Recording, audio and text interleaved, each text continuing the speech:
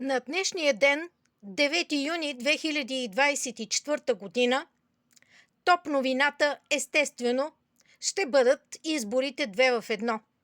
Извънредните избори за Народно събрание и редовните избори за Европейски парламент. Напълно е вероятно и особено това се отнася за голяма част от преброителите на гласовете, от ангажиментите в избирателните секции и от много други ангажираности с изборите. Естествено е паметта да е позабравила от какво днес стават 101 години, а то е Деветоюнския преврат от 9 юни 1923 година. Това е държавен преврат в царство България, извършен през нощта на 8 срещу 9 юни 1923 година от арменски части под ръководството на Военния съюз, с които е отстранено законно избраното правителство на Българския земеделски народен съюз, начело с Александър Стамболийски. В подготовката на преврата участва и Народният сговор, а в последствие той получава подкрепата на повечето опозиционни сили, като се изключи втората по големина парламентарна партия, Българската комунистическа партия, тесни социалисти.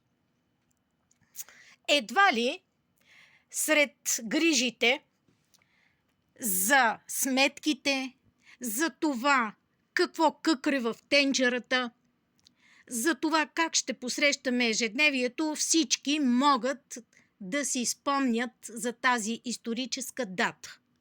Но тя е факт. В момента тя е под залеза на това, което се случва. Всички се вълнуват повече или по-малко от резултатите на днешните избори.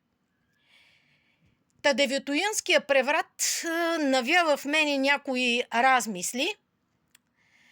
Първо, защо през последните 35 години няма истински преврати в България? Това може да се запитаме ние, ежедневно обливаните от вълните на либерализма хора и давещи се сред вълните на либерализма.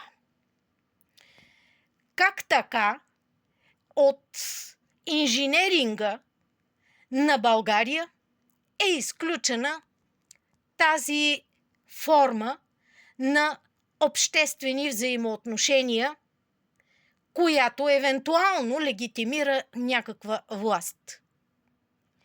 Повод е да се замислим и за това,